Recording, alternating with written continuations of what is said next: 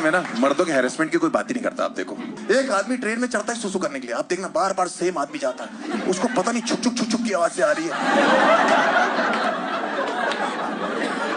और प्रॉब्लम ये है, अपने सामान की जिम्मेदारी देके सुसु करने चले जाता है। अननोन आदमी, अननोन बंदे को। मैं एक दादाजी से बात कर रहा था, रैंडम दादाजी, एक रैंडम लौंडा, भैया हमारे सामान का ध्यान रखेंगे, दिक्कत तो नहीं, हम सुसु कर रहे हैं। मैंने कहा जाओ, इसलिए तो चढ़ो मैं ट्रेन पे। फिर आया 10 मिनट बाद, भैया हमारे सामान का ध्यान रखेंगे। मैंने फिर आ गई आपको, अब मत बोलना, जाओ करो, गुस्सा आ रही मेरे को। 5 मिनट बाद, भैया हमारे सामान का ध्यान रखेंगे, कोई दिक्कत तो नहीं। मैंने, भाई साहब आप इस सामान की दिक्कत छोड़ो, पहले उस सामान की दिक्कत चेक करो।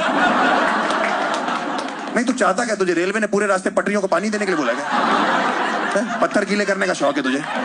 ट्रेन को टाइटैनिक समझ लिया, डुबो के मानेगा इसको? भैया ये नेचर की कॉल होती है। मैंने पूरे कंपार्टमेंट में नेचर तुझे ही कॉल कर रही है। बगल में दादाजी बैठे 90 साल के, इनको बेंचो मिस कॉल तक नहीं।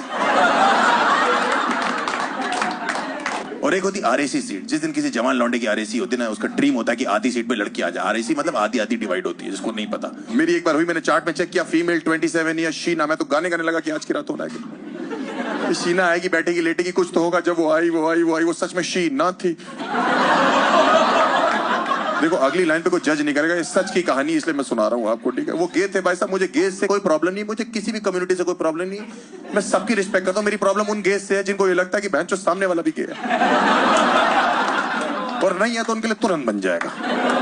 बगल में आके बैठा, यहाँ चूटी काट ली। मैंने कहा ये क्या तरीका है प्रपोज करने का? शीना मुझे चेक कर रहा है मैं हूं कि नहीं, ऐसे बात कर रहा है। सुनिए, मैंने कहा बोलो। कह रहा आप लेटेंगे?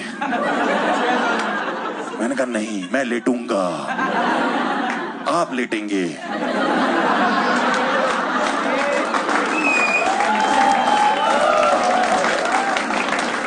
कह रहा आप लेट क्यों नहीं रहे? मैंने कहा क्योंकि समझ नहीं आ रहा ना किस तरह मुंह करके लेटे, क्योंकि दोनों तरफ नुकसान हमारा ही है।